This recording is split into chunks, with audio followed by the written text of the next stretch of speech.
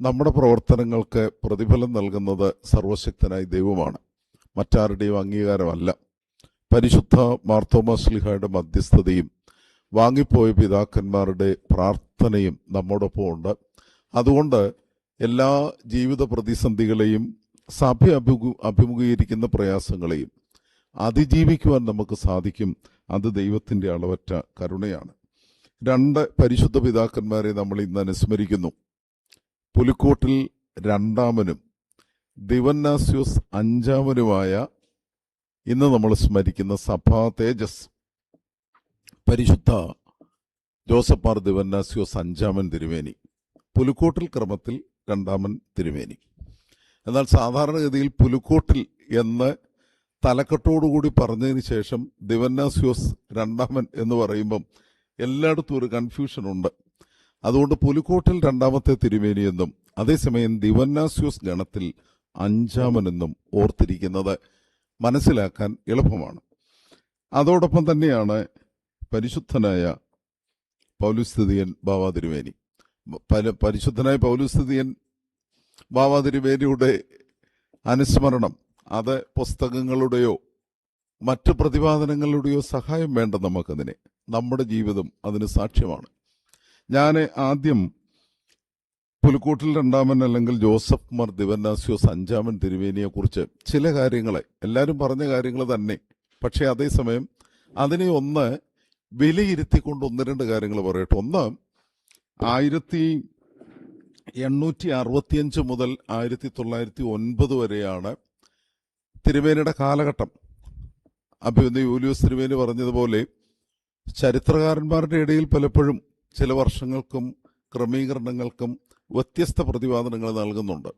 മുളന്തുരുത്തി സുന്നഹദോസിന്റെ തീരുമാനങ്ങളെ കുറിച്ച് പോലും എഴുതിയിരിക്കുന്നതിൽ വലിയ വ്യത്യാസങ്ങൾ കാണുന്നുണ്ട്. അതിൻ്റെയൊക്കെ പ്രധാന കാരണം ചരിത്രത്തെക്കുറിച്ചുള്ള നമ്മുടെ ദർശനം, അല്ലെങ്കിൽ ഒരു സംഭവം ക്രൊണോളജിക്കലായിട്ട് എഴുതി വെക്കുന്നതിലുള്ള നമ്മുടെ റെലക്ട്വൻസ്, നമുക്ക് അത്രയൊന്നും ചരിത്രബോധം പൊതുവേ ഇല്ലായിരുന്നു എന്നതാണ് പലപ്പോഴും ഈ തീരുമാനങ്ങളുടെ ക്രമീകരണത്തിലും വർഷങ്ങളുടെ കാര്യത്തിലുമൊക്കെ ഇപ്പോഴും തെറ്റുകൾ സംഭവിക്കുന്നത്. ഇന്ന് അതിന് കുറേയൊക്കെ മാറ്റം സംഭവിച്ചിട്ടുണ്ട്. 1865 മുതൽ 1909 വരെയുള്ള, അല്ലെങ്കിൽ ആ ഒരു സന്ദർഭം, 20-ാം നൂറ്റാണ്ടിൻ്റെ ആരംഭം, 19-ാം നൂറ്റാണ്ടിൻ്റെ അവസാനം, കേരളത്തെ സംബന്ധിച്ച് ഒരു നവോത്ഥാന ഗുരുക്കന്മാരുടെ വലിയൊരു പ്രവർത്തനങ്ങൾക്ക് സാക്ഷ്യം വഹിച്ചു കേരളം. ഇംഗ്ലീഷ് വിദ്യാഭ്യാസം തുടങ്ങുന്നു, മിഷണറിമാരുടെ പ്രവർത്തനം ശക്തമായി നിൽക്കുന്നു. അതോടൊപ്പം തന്നെയാണ് ശ്രീനാരായണ ഗുരുവും ചട്ടമ്പസ്വാമിയും അയ്യങ്കാളിയും ഒക്കെ പ്രവർത്തിച്ചിരുന്ന ഒരു പ്രധാനപ്പെട്ട സന്ദർഭമായിരുന്നു ഈ 20-ാം നൂറ്റാണ്ടിൻ്റെ ആരംഭ കാലഘട്ടം. ആ സമയത്താണ് യഥാർത്ഥത്തിൽ പരിശുദ്ധനായ പുലിക്കോട്ടിൽ രണ്ടാമത്തെ തിരുമേനി മലങ്കര സഭയുടെ ചുമതലയിലേക്ക് കടന്നു വരുന്നത്. പൊളിറ്റിക്കൽ സിറ്റുവേഷൻ കേരളത്തിൻ്റേത് ഞാൻ ഓർമ്മിപ്പിച്ചതുപോലെ ഒരു നവോത്ഥാന കാലഘട്ടത്തിൻ്റെ വളരെ ശക്തമായ നല്ല ആശയങ്ങൾ, ജനാധിപത്യത്തിലേക്ക് 1947 ഭാരതം വരുമ്പോൾ അതിലേക്ക് നയിക്കുന്ന മനുഷ്യാവകാശ ബോധങ്ങളും അതിലേക്ക് നയിക്കുന്ന സാമൂഹ്യ ചിന്തകളും വളർന്നു വരുന്ന ഒരു കാലഘട്ടം. അത്രയും മാത്രമെങ്കിലും നമ്മൾ ഓർക്കുക. അതോടൊപ്പം തന്നെയാണ് നമ്മുടെ സഭയുടെ ക്രമീകരണത്തിൽ നമുക്കൊക്കെ അറിയാവുന്നതുപോലെ ഇങ്ങനെ ഒരു കാലഘട്ടം, ഈ പുലിക്കോട്ടിൽ രണ്ടാമത്തെ തിരുമേനി അല്ലെങ്കിൽ ജോസഫ് മാർ ദിവന്നാസ്യോസ് അഞ്ചാമൻ തിരുമേനി അഭിമുഖീകരിച്ച വിഷയങ്ങൾ എത്ര ഭയങ്കരമാണ്. ഒന്നാമത്, പാലക്കുന്നത്ത് മാത്യു സത്താനാസ്യോസ് തിരുമേനി അന്ന് തിരുവിതാംകൂറ്, കൊച്ചി, മലബാറ് കേരളത്തിൻ്റെ സാമൂഹ്യ ഭൂമിശാസ്ത്ര അതാണ്. അതിൽ രാജാക്കന്മാരുടെ അധികാരം ലഭിച്ചത്, മലങ്കര മെത്രാപ്പോലീത്തായിട്ട് അധികാരം ലഭിച്ചത് പാലക്കുന്നത്ത് അത്താനാസ്യോസ് തിരുമേനിക്കാണ്. പാലക്കുന്നത്ത് അത്താനാസ്യോസ് തിരുമേനി അക്ഷരാർത്ഥത്തിൽ അന്ന് മലങ്കര മെത്രാപ്പോലീത്തയാണ്. ആ സമയത്ത് ഒരധികാരവും ഇല്ലാതെ ജോസഫ് മാർ ദിവന്നാസ്യോസ് തിരുമേനി രംഗപ്രവേശനം ചെയ്യുന്നു.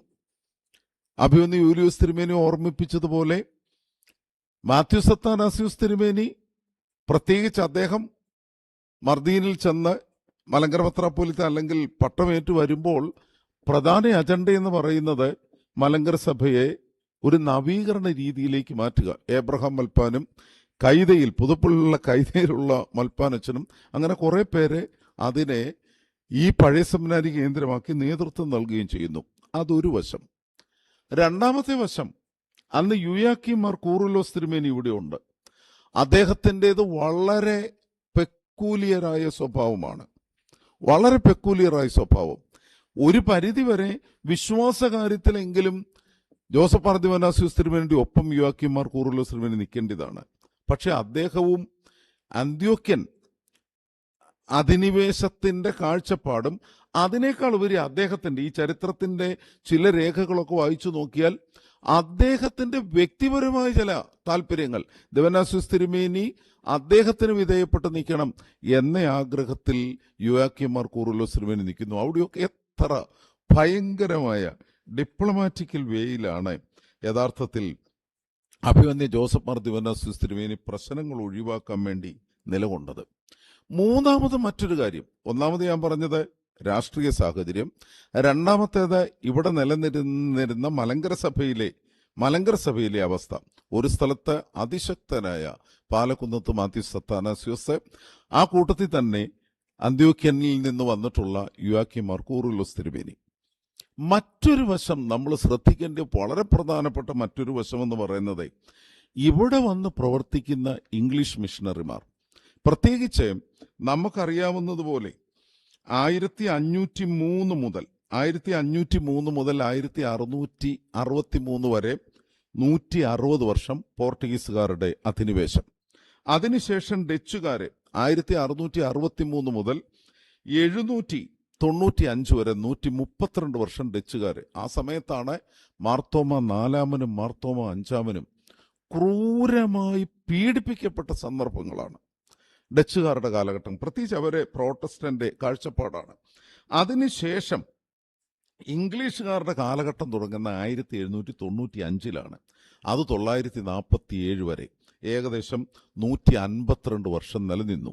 ആ ഇംഗ്ലീഷുകാരുടെ കാലഘട്ടത്തിലാണ് സത്യത്തിൽ ഈ മിഷണറിമാരുടെ അധികാരങ്ങൾ റെസിഡൻസായി വരുന്ന ആളുടെയും അതുപോലെ തന്നെ ദിവാനായി വരുന്നവരുടെയും ഒക്കെ അധികാരത്തിന് വിധേയപ്പെട്ട്, അവരുടെ അധികാരം പൊളിറ്റിക്കൽ അധികാരം കൂടിയാണ്, ആ അധികാരത്തിന് വിധേയപ്പെട്ടാണ് മലങ്കര സഭയുടെ മെത്രാപ്പോലീത്ത നിലനിൽക്കുന്ന സാഹചര്യം ഉണ്ടായിരുന്നത്. അപ്പം നമ്മളെ ഈ 3-4 പശ്ചാത്തലങ്ങളുടെ ഒരടിസ്ഥാനത്തിൽ ചിന്തിച്ചാൽ ഈ ജോസഫ് മാർ ദിവനാസ്യൂസ് തിരുമേനി, പുലിക്കോട്ടിലെ രണ്ടാമത്തെ തിരുമേനി ആരായിരുന്നു? ഇന്ന് വർത്തമാന കാലഘട്ടത്തിലെ ഒരു മതനേതാവും ഇത്രയധികം പ്രതിസന്ധികൾ അഭിമുഖീകരിച്ചിട്ടില്ല. മലങ്കര സഭയുടെ ചരിത്രത്തിലും ഇത്രയധികം പ്രതിസന്ധികളെ അഭിമുഖീകരിച്ചിട്ടും പലരും പരാജയപ്പെട്ടു. പക്ഷെ പുലിക്കോട്ട് തിരുമേനി പരാജയപ്പെട്ടില്ല. അവിടെയാണ് ഇന്ന് നമ്മൾ കാണുന്ന, ഇപ്പം 1888 മലയാള മനോരമയുടെ ആരംഭം. നമ്മുടെ പല പ്രസിദ്ധീകരണങ്ങൾ, ആരാധനാക്രമങ്ങൾ, MD സ്കൂൾ, 250-ലധികം MD school, Vettikkal Dayara, MD seminary, എന്റെ ദൈവമേ, എന്തൊരു ഇതിന്റെ എല്ലാം നടുവിൽ ഇത്രയും കാര്യങ്ങൾ ചെയ്യാൻ പുലിക്കോട്ടിൽ രണ്ടാമൻ തിരുമേനിക്ക് സാധിച്ചു എങ്കിൽ അദ്ദേഹം ആരായിരുന്നു? അദ്ദേഹത്തിന്റെ അതിശക്തമായ അങ്ങനെ എന്തൊരു വളയും പക്ഷെ ഒടിയത്തില്ല എന്ന രീതിയിൽ എത്ര ഭംഗിയായിട്ട് നടന്നു. എപ്പോഴും ഓർക്കണം, 1836 മാവേലിക്കര പടിയോലയിൽ സത്യത്തിൽ നമ്മളെ തീവ്രമായി ഈ റിഫർമേഷനെ, നവീകരണത്തെ ശക്തമായി എതിർത്തു. വിൽസൺ സാഹിബിന്റെ ഒരു ക്രമീകരണങ്ങളും പ്രഥമദൃഷ്ട്യാ നമുക്ക് ഉപകാരമായിട്ടൊക്കെ അദ്ദേഹം ഒത്തിരി കാര്യങ്ങൾ കൊണ്ടുവന്നതാണ്. പക്ഷെ അതിൽ ഒളിഞ്ഞിരിക്കുന്ന അപകടങ്ങൾ എന്ന് വെച്ചാൽ, സെമിനാരിയിൽ കാൻഡിഡേറ്റ്സിനെ എടുക്കുമ്പോഴും അവർക്ക് പട്ടം കൊടുക്കുമ്പോഴും മിഷണറിമാരുടെ കൂടി അംഗീകാരം വേണം. അതുപോലെ തന്നെ ഒരു പൊതു ഫണ്ട് ഉണ്ടാക്കി അത് വൈദികരണ ഉന്നമനത്തിന് വേണ്ടി എടുക്കണം. പ്രഥമദൃഷ്ട്യാ നോക്കിയാൽ എത്ര ഭംഗിയായിട്ട്. പക്ഷെ പുലിക്കോട്ട് തിരുമേനി ഒക്കെ ചിന്തിച്ചത് എന്താണെന്നറിയാവോ? ഇവരൊരു ഫണ്ടുണ്ടാക്കി ആ ഫണ്ട് വൈദികർക്ക് കൊടുത്ത് അവരെ വളർത്തിയാൽ സത്യത്തിൽ വൈദികരുടെ കൂറ് ആരോടായിരിക്കും? എത്ര ഭംഗിയായി ചിന്തിച്ചു. ഇന്ന് ഇങ്ങനെയുള്ള എന്തെങ്കിലും സഹായമൊക്കെ ആരെങ്കിലും തരാമെന്ന് പറഞ്ഞാൽ നമ്മളെല്ലാം ഉടനെ അംഗീകരിക്കും. പക്ഷെ ഒരു ചെറിയ കാര്യത്തിന് പോലും സത്യത്തിൽ എൻ്റെ പൂർണ്ണമായ വിശ്വാസം അവരെ ദൈവം വഴി നടത്തിയെന്നുള്ളത്. ദൈവത്തിന് മാത്രമേ ഇങ്ങനത്തെ ക്രമീകരണങ്ങൾക്ക് അപ്പുറമായി ചിന്തിക്കാനുള്ള ഒരു രഹസ്യാത്മക ചിന്താശേഷി ഒരു മനുഷ്യന് കൊടുക്കണമെങ്കിൽ അത് ദൈവത്തിൻ്റെ കരുണ കൊണ്ട് മാത്രമേ സാധിക്കത്തുള്ളൂ. അതുകൊണ്ട് സത്യത്തിൽ ഈ ജോസഫ് മാർ ദിവന്നാസ്യോസ് തിരുമേനിയുടെയൊക്കെ ശ്രേഷ്ഠത അതൊന്ന് ഹൃദയസ്പർശിയായി അറിയണം. അതാണ് എനിക്ക് പ്രധാനമായും പറയാനുള്ളത്. ഇന്നീ കാണുന്ന പ്രധാനപ്പെട്ട മലങ്കര സഭയുടെ അടിസ്ഥാനപരമായ വളർച്ചയ്ക്കും അത് സാഹിത്യ മേഖലകളിൽ ദീർഘവീക്ഷണത്തോടെയുള്ള പ്രവർത്തനത്തിൽ സ്ഥാപനങ്ങൾ ഇന്ന് പലർക്കും സ്ഥാപനം എന്ന് പറയുമ്പോൾ വലിയ വിഷമം. പക്ഷെ ഒന്നോർത്ത് നോക്കുക, എത്രയോ ഓർത്തഡോക്സുകാർ കുടുംബങ്ങൾ ദാരിദ്ര്യം വിട്ടിട്ട് സ്വസ്ഥതയോടെ ജീവിച്ചത് ഈ കോർപ്പറേറ്റ് സ്കൂൾ കൊണ്ടാണ്. സ്ഥാപിക്കപ്പെട്ട നമ്മുടെ പല സ്കൂളുകളിൽ ഒരാൾക്കൊരു പിയൂണായിട്ട് ജോലി കിട്ടിയാലും ഗവൺമെൻറ് ശമ്പളം കിട്ടുന്ന ഒരു സാഹചര്യം വന്നു. എന്നാൽ ഇന്ന് അതുപോലും ഭംഗിയായി നിലനിർത്തിക്കൊണ്ട് പോകാനുള്ള ഉത്തരവാദിത്വ ബോധം നേതൃത്വത്തിൽ ഇരിക്കുന്ന നമ്മൾ ഉൾപ്പെടെയുള്ളവരുടെ മനസ്സിൽ വരുന്നില്ല. 2 പേറ്റൻസിയും 6 ഇന്റർനാഷണൽ പബ്ലിക്കേഷനുള്ള ഒരു കൊച്ചു വന്നിട്ട് പോലും ആ ഓർത്തഡോക്സുകാർ കൊച്ചിനെ ഒരു ഗസ്റ്റ് ലെക്ചറായിട്ട് പോലും അഡ്മിഷൻ ലഭിക്കാത്ത അല്ലെങ്കിൽ ഒരു ജോലി ലഭിക്കാത്ത സാഹചര്യം ഇന്നത്തെ എന്തൊരു ഗതികെട്ട അവസരം. സത്യത്തിൽ ഈ പിതാക്കന്മാർ ഇതൊക്കെ മലങ്കര സഭയ്ക്ക് വേണ്ടി ക്രമീകരിച്ചതിൻ്റെ പുറകിൽ അവരുടെ മനസ്സിലെ ഏക ആഗ്രഹം ഈ ഒരു സമൂഹം നന്നാകണം, വളരണം. മലങ്കര സഭ വളരണമെങ്കിൽ വിദ്യാഭ്യാസം ലഭിക്കണം. മലങ്കര സഭ വളരണമെങ്കിൽ നമ്മുടെ ആളുകൾ അറിവുള്ളവരായി തീരണം. അതിനുവേണ്ടി ഒരു സ്വജനപക്ഷപാതവും ഇല്ലാതെ പ്രവർത്തിക്കാനുള്ള വലിയ കാഴ്ചപ്പാട് പുലിക്കോട്ടിൽ 2ാമത്തെ തിരുമേനിക്ക്, പ്രത്യേകിച്ച് മാർത്തോമൻ തിരുമേനിമാർ, മാർത്തോമ 7-മൻ വരെയുള്ള ചരിത്രം പരിശോധിക്കുമ്പോഴും ദിവന്നാസ്യോസ് 1-മൻ, മാർത്തോമ 6-മൻ, വലിയമാർ ദിവന്നാസ്യോസ് 1-മൻ, അതുമുതൽ പരിശുദ്ധ വട്ടശ്ശേരി തിരുമേനി, ദിവന്നാസ്യോസ് 6-മൻ തിരുമേനി വരെ ഉള്ളവരുടെ ചരിത്രം പരിശോധിച്ചാൽ ആ ചരിത്രത്തെക്കുറിച്ചുള്ള അവബോധം ഇന്ന് നമ്മളെ വിശ്വാസ ജീവിതത്തിൽ ഭയഭക്തിയോടെ ജീവിക്കാൻ പ്രേരിപ്പിക്കും എന്നതാണ്.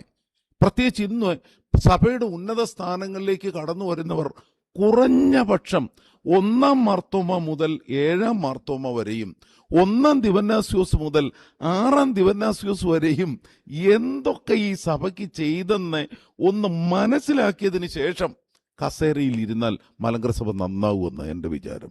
കാരണം അത് അടിസ്ഥാനപരമായ ഒരു വിഷയമാണ്. എന്നാൽ ആ ബോധം നഷ്ടപ്പെടുന്നു.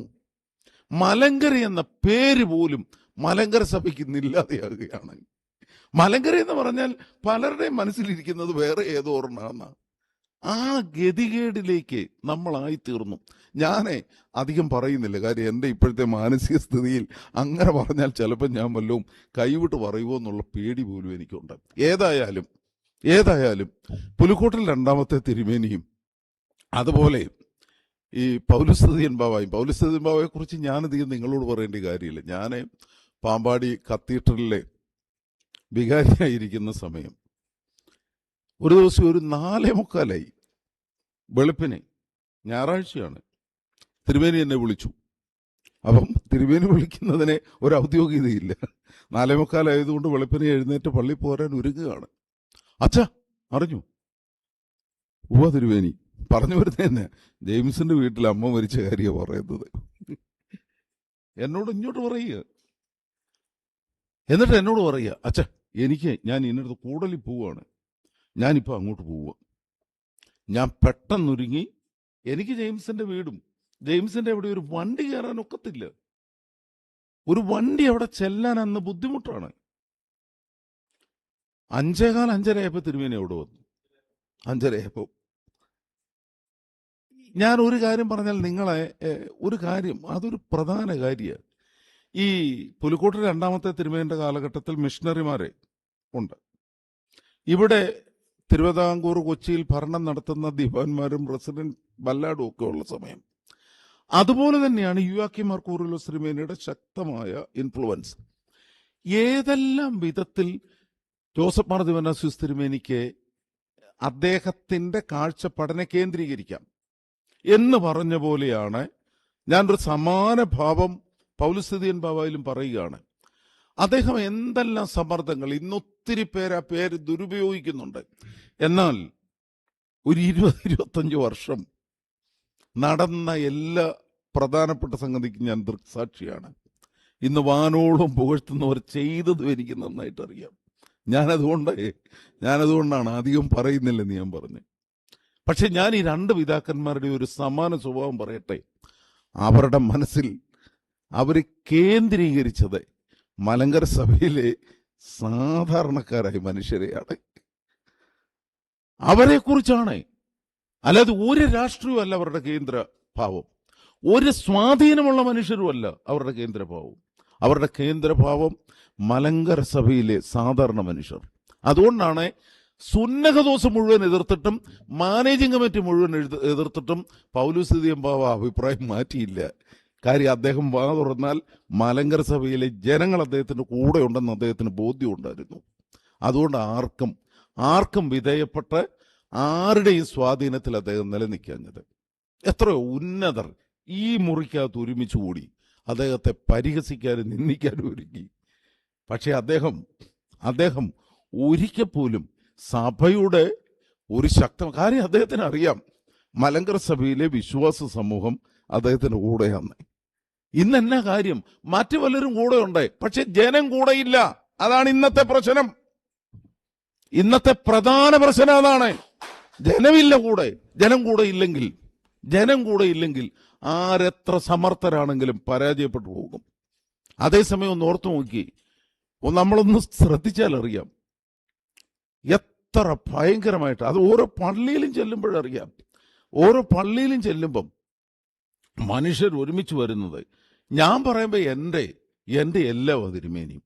എന്നാൽ മലബാറിലോ അതുപോലെ തന്നെ കുന്നംകുളത്തോ മലങ്കര സഭയുടെ ഏത് മൂലയിൽ ചെന്നാലും ഒരാൾ പറയുമ്പം അവരുടെ ഹൃദയത്തെ തൊട്ടാണ് തിരുമേനിയെ പറയുന്നത്. തിരുമേനിയുടെ നിഷ്കളങ്കതയെ പലരും ചൂഷണം ചെയ്തിട്ടുണ്ട്. ആ ചൂഷണം ചെയ്ത സന്ദർഭത്തിലൊക്കെ വളരെ വൈകാരികമായി പ്രവർത്തിക്കേണ്ട പല സന്ദർഭങ്ങളും വ്യക്തിപരമായി എനിക്കുണ്ടായിട്ടുണ്ട്. അതുകൊണ്ടാണ് ഞാൻ പറയുന്നത്, തിരുമേനിയെ ഒത്തിരി തെറ്റിദ്ധരിച്ചിട്ടുണ്ട്. തിരുമേനി ഒരു രാഷ്ട്രീയ പാർട്ടിയിലും ഇല്ലായിരുന്നു. അല്പമെങ്കിലും തിരുമേനിക്ക് ഒരു ഞാൻ പൗലുസ്തീയൻ ബാവയെ കുറിച്ചാണ് പറയുന്നത്. തിരുമേനിക്ക് ഒരു രാഷ്ട്രീയ താല്പര്യമുള്ളത് തിരുമേനി കോൺഗ്രസിനോടായിരുന്നു, അത് സത്യ. എന്നാൽ തിരുമേനി ചിത്രീകരിച്ചത് എങ്ങനെയാണ്? അതാണ് ഓർക്കേണ്ടത്. പല സന്ദർഭങ്ങളിലും തിരുമേനി ചിത്രീകരിച്ചത് എങ്ങനെയാണ്? എന്നാൽ തിരുമേനിയുടെ കാഴ്ചപ്പാട് അതല്ലായിരുന്നു. എന്നാൽ മലങ്കര സഭയ്ക്ക് ഒരു ഗുണം കിട്ടുന്നെങ്കിൽ എന്തേലും ആകട്ടെ എന്നൊരു ചിന്തയായിരുന്നു. ഒരു പ്രാവശ്യം കറ്റാനത്തെ മാവേലിക്കര, അന്ന് അവിടുത്തെ ലോക്കൽ സെക്രട്ടറിയാണ് കട്ടച്ചർ പള്ളിയുടെ പ്രശ്നത്തിൽ വിഷയമുണ്ടാക്കുന്നത്. അപ്പം ഞാൻ വളരെ രൂക്ഷമായി ഇടതുപക്ഷ ഗവൺമെന്റിനെ വിമർശിച്ച് തന്നെ സംസാരിച്ചു. അത് കഴിഞ്ഞ് അദ്ദേഹം ലോകത്ത് വന്ന ഞങ്ങൾ തമ്മിൽ കണ്ടപ്പം ഒരു വല്ലാത്ത രീതിയിൽ ചിരിച്ചുകൊണ്ട് എന്നോട് പറഞ്ഞതേ, ഓടിക്കരുതേ, വളച്ചോണം എന്ന് വെച്ചാൽ വിമർശിച്ചോണം, പക്ഷേ ഓടിക്കരുത്. തിരുമേനിക്കറിയാം പല സന്ദർഭങ്ങളിലും പരിശുദ്ധനായ ദിദിമോസ് ബാവ തിരുമേനിയുടെ സമയത്ത് ആദ്യം സിനഡ് അല്ലെങ്കിൽ അസോസിയേഷൻ, സിനഡ് തീരുമാനം അനുസരിച്ച് അസോസിയേഷൻ വിളിച്ചു. ആ അസോസിയേഷനെതിരെ കേസ് വന്ന സമയത്ത് തിരുമേനിയെ, പരിശുദ്ധ പൗലുസ്തീയൻ ബാവ തിരുമേനിയെ മലങ്കര മെത്രാപ്പൊലീത്തായും കാതോലിക്കോസുമായിട്ട് തെരഞ്ഞെടുത്ത അസോസിയേഷൻ നടക്കാൻ ബുദ്ധിമുട്ടുണ്ടായ സാഹചര്യം. അപ്പം തിരുമേനിക്ക് അറിയാം, തിരുമേനിയുടെ കൽപ്പന പ്രകാരം ചില ആളുകളെ കാണാൻ പോയതും ആകെപ്പാടെ ഇന്നത്തെ ചെലവൊന്നുമില്ല. ഒരു ഓട്ടോറിക്ഷക്കാരന് കൊടുത്ത 30 രൂപയുടെ ചിലവേ ഉണ്ടായിരുന്നുള്ളൂ ആ അസോസിയേഷന്റെ വിധി മാറ്റിയെടുക്കാൻ. അതെല്ലാവർക്കും അത് തിരുമേനിക്കറിയാം. അതുകൊണ്ടാണ് തിരുമേനി പറഞ്ഞത് വളച്ചോണം, ഓടിക്കരുതെന്ന് പറഞ്ഞു. തിരുമേനിക്ക് അങ്ങനെ ഒരു രാഷ്ട്രീയ പ്രതിപത്തിയൊന്നും ആരോടും ഇല്ലായിരുന്നു. എന്നാൽ മലങ്കര സഭയ്ക്ക് വേണ്ടി തിരുമേനി ഏത് ത്യാഗം സഹിക്കാനും തയ്യാറായിരുന്നു. തിരുമേനിക്ക് നന്നായിട്ട് അറിയായിരുന്നു. അതുകൊണ്ടാണ് തിരുമേനി പുറകിൽ നിന്ന് കുത്തിയെന്നും ബ്രൂട്ടസ് എന്നും ഒക്കെ പറഞ്ഞതിന് അക്ഷരാർത്ഥത്തിൽ അർത്ഥം ഉണ്ടായിരുന്നു. ഇന്നും സഹോദരങ്ങളെ, മലങ്കര സഭയുടെ എല്ലാ പ്രതിസന്ധികളെ അഭിമുഖീകരിക്കുവാൻ നമുക്ക് സാധിക്കും. നമ്മുടെ ജനങ്ങൾ വിശ്വാസ സമൂഹം അതിനെക്കുറിച്ചുള്ള ബോധ്യത്തിൽ ജീവിക്കുവാൻ നമുക്ക് സാധിക്കണം. യഥാർത്ഥത്തിൽ ഞാൻ ഓർപ്പിച്ചതുപോലെ പുലിക്കോട്ട് രണ്ടാമത്തെ തിരുമേനി, ജോസഫ് മാർ ദിവന്നാസ്യൂസ് അഞ്ചാമൻ തിരുമേനി, അദ്ദേഹം എന്തെല്ലാം പാത്രികീസ് ഇവിടെ എഴുന്നള്ളുന്നു. 1875 പത്രോസ് തൃതീയം പാത്രികീസ് വരുന്നു. മുളന്തുരുത്തി സുന്നഹദോസിൽ 7 വിഭജിച്ചു, 6 മെത്രാന്മാരെ വാഴിച്ചു എന്നൊക്കെ എല്ലാവരും എഴുതി വെച്ചിരിക്കുന്നത്. മുളന്തുരുത്തി സുന്നഹദോസിൽ ആവക തീരുമാനമൊന്നും വന്നില്ല. 1873 മുളന്തുരുത്തി സുന്നഹദോസിന് മുൻപ് തന്നെ ഒരു പരുമല അസോസിയേഷൻ കൂടിയിരുന്നു. ആ പരുമല അസോസിയേഷനിൽ പൊതുവായി സഭയുടെ വളർച്ചയ്ക്ക് വേണ്ടി എടുത്ത തീരുമാനങ്ങളാണ് മുളന്തുരുത്തി സുന്നഹദോസിൽ അത് അംഗീകാരപ്പെടുത്തി ക്രമീകരിക്കപ്പെട്ടത്. എന്നാൽ ഉള്ളിൽ പത്രോസ് തൃതീയം പാത്രികീസിനെ മലങ്കര സഭയെ അന്ത്യോക്യൻ സഭയുടെ ഭാഗമാക്കാനായിരുന്നു ചിന്ത. അതുകൊണ്ടാണ് സുന്നഹദോസ് കഴിഞ്ഞ് 6 മെത്രാച്ചന്മാരെ വാഴിച്ചതും. അദ്ദേഹം തിരികെ പോകുമ്പം അന്ന് കൂടെ വന്ന അബ്ദുള്ള റംബാച്ചനാണ്, അദ്ദേഹം പിന്നീട് അബ്ദുള്ള പാത്രികീസായത്. അതേസമയം പത്രോസ് തൃതീയൻ പാത്രികീസ് ബാവ തിരുമേനിയും ഈ അബ്ദുള്ള റഹ്മാനെ വിശ്വസിക്കരുതെന്ന് അന്ന് വാഴിച്ച 6 പേരോട് പറഞ്ഞതാ. കാര്യം അവരുടെ ഇടയിലെ ഭിന്നത അത്രമാത്രം ഭയങ്കരമായിരുന്നു. ഞാനിതെല്ലാം പറഞ്ഞതിൻ്റെ പശ്ചാത്തലം, പരുമല തിരുമേനി ഉൾപ്പെടെ 6 മെത്രാച്ചന്മാരെ വാഴിച്ചു. അതുപോലെ തന്നെ പാത്രികീസിന്റെ എഴുന്നള്ളത്തിൽ പല പ്രശ്നങ്ങളും ഇവിടെ ഉണ്ടായി. എന്നാൽ അന്നത്തെ സാഹചര്യത്തിൽ ഒരു സൈഡിൽ നവീകരണക്കാരെ, മറു സൈഡിൽ മിഷണറിമാരുടെ അതിഭയങ്കരമായ ഉപദ്രവം, യുവാക്കിം മാർ കൂറിലോസിന്റെ കാഴ്ചപ്പാടുകൾ അദ്ദേഹം 1 വർഷം മുമ്പ് കാലം ചെയ്തായിരുന്നു. മാത്യൂസ് അത്താനാസ്യൂസും അദ്ദേഹം വാഴിച്ച തോമസ് അത്താനാസ്യൂസ്, അദ്ദേഹത്തിന്റെ പിൻഗാമി അദ്ദേഹം നേരത്തെ തന്നെ വാഴിച്ചു. കാര്യം ജോസഫ് മാർ ദിവന്നാസ്യൂസ് തിരുമേനി മെത്രാപ്പൊലീത്തയായി വന്നപ്പോൾ അദ്ദേഹം ബുദ്ധിപൂർവ്വം ചെയ്തു. ഇവരുടെ എല്ലാവരുടെയും നടുവിൽ നിൽക്കുമ്പോഴും ഒരിടത്തോട്ടും ജോസഫ് ദിവന്നാസ്യൂസ് തിരുമേനി മാറിയില്ല. ഒരിടത്തോട്ടും ഒരു 5 കൂട്ടം സ്വാധീനങ്ങൾ അതിശക്തമായി തിരുമേനിയുടെ മുമ്പിൽ വന്നു. ഒരു വശത്തോട്ടും ചായാതെ മലങ്കര സഭയെ മുമ്പോട്ട് കൊണ്ടുപോയി. ഇന്നെങ്ങനെയാ? ഇന്ന് നമ്മൾ അഭിമുഖീകരിക്കുന്ന വിഷയത്തിൽ എങ്ങനെയാ? ദൈവാനുഗ്രഹം എന്നല്ലാതെ ഇതിനെക്കുറിച്ച് എന്നാ പറയാന്? അതുകൊണ്ട് ഇന്നും ഞാനും അവസാനിപ്പിക്കാൻ സമയം പോയല്ലോ. ദൈവം നടത്തും. മലങ്കര സഭയെ സംബന്ധിച്ച് സഭയുടെ അപ്പോസ്തോലിക പാരമ്പര്യം അതുപോലെ പ്രധാനപ്പെട്ടതാണ്. ഈ സഭയിലെ വിശ്വാസ സമൂഹത്തിന്റെ നീതിയെ ആരും നിഷേധിക്കരുത്. ഞാൻ പറഞ്ഞല്ലോ, പല കുടുംബങ്ങളും കഞ്ഞി കുടിച്ചു പോയത് ഈ സ്കൂളും അതിൽ കിട്ടിയ ഒരു ചെറിയ ജോലിയൊക്കെ കൊണ്ടാണ്. ഇന്നും അത് പരമാർത്ഥമാണ്, അത് മനസ്സിലാക്കണം. ഈ സ്ഥാപനങ്ങളെ നശിപ്പിക്കരുത്. അതുപോലെ തന്നെ നമുക്ക് ലഭിക്കാവുന്ന നല്ല സ്ഥാപനങ്ങളും നല്ല ക്രമീകരണങ്ങളും ഉണ്ടാകണം. ഇപ്പം ഞാൻ എൻ്റെ സ്വാധീനത്തിൽ അല്ലെ എനിക്ക് കിട്ടിയിരിക്കുന്ന പ്രത്യേക താല്പര്യത്തിൽ ഞാൻ ഈ മലങ്കര സഭയിലെ ഒരു പാവപ്പെട്ടവന്റെ നീതി നിഷേധിച്ചാൽ അത് ദൈവത്തിന് മുൻപാകെ ഏറ്റുപറയേണ്ട പാപമാണ്.